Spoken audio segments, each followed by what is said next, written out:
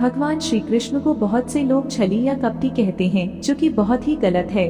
राजनीति और युद्ध में कूटनीति का सहारा लेना छल नहीं होता। छल का अर्थ होता है धोखा। चाणक्य का एक वाक्य है कि यदि अच्छे उद्देश्य के लिए गलत मार्ग का चयन किया जाए तो यह अनुचित नहीं होगा।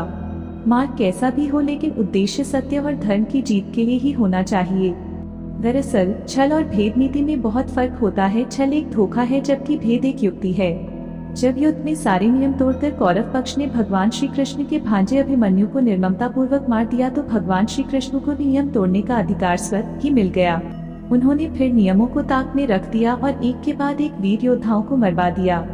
पहले जयद्रथ को युक्तिपूर्वक मारा गया, फिर भीष्म, द्रोण और फिर कर्ण को मारा गया। चूँकि श्री कृष्ण भविष्य जानते थे, इसलिए उन्होंने भविष्य को बदलने के लिए पहले दुर्योधन के शरीर को वज्र के समान नहीं होने दिया, कर्ण के कवच और कुंडल हथिया लिए और बर्बरी का शीश दान में मांग लिया। यदि वे यह कार्य नहीं करते तो युद्ध जीतना मुश्किल होता। दूसरा सवाल, क्या श्री कृष्ण रसिक थे? विरोधी लोग कहते हैं कि श्री कृष्ण मंचले थे।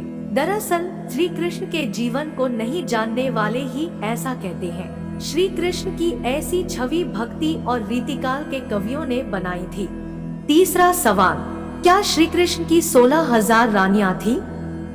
कृष्ण की जिन 16,000 पटरानियों के बारे में कहा जाता है, दरअसल वे सभी भौमासुर, जिसे नरकासुर भी कहते हैं, कि यहाँ बंधक बनाई गई महिलाएं थी जिनको श्री कृष्ण ने मुक्त कराया था।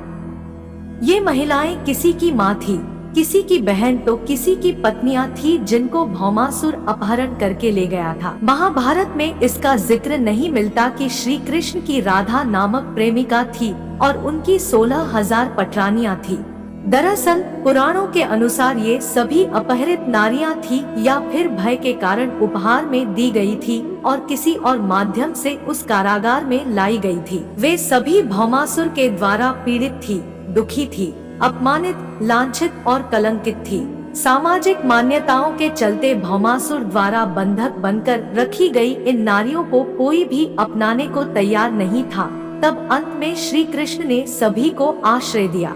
ऐसी स्थिति में उन सभी कन्याओं ने श्री कृष्ण को ही अपना सब कुछ मानते हुए उन्हें पति रूप में स्वीकार किया, लेकिन श्री कृष्ण उन्हें इस तरह का नहीं मानते थे।